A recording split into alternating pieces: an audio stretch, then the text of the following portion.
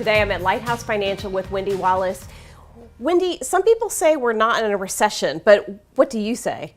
Well, technically, by textbook definition, we are in a recession. It is 2 consecutive quarters, Sarah, of negative GDP. First quarter was a contraction of 1.5%, and last week it was 0.9%. So yes, by definition, we are. But there's so much conflicting data because people say the economy's strong, the job market's strong, the housing market is still robust.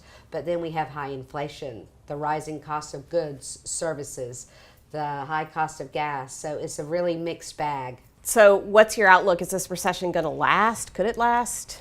Well, historically, since World War II, they last 6 to 12 months. Okay. We're 6 months in at this point.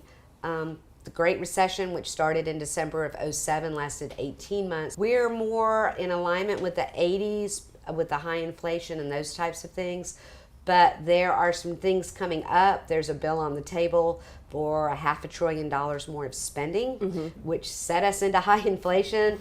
The feds are trying to curb inflation, but they're going to have to raise the interest rates again. So there's many different factors to consider at this point. So what do people need to do at this point? Basically, they need to stay with their long-term goal, but they need to look at where they are.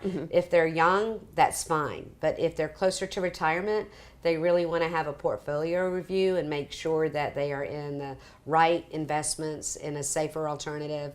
Make sure, like I said, meet with a financial advisor to get these things reviewed at this point. Thanks, Wendy. If you feel like you need a portfolio review or just some general financial information, Lighthouse Financial is happy to help. The information is on your screen.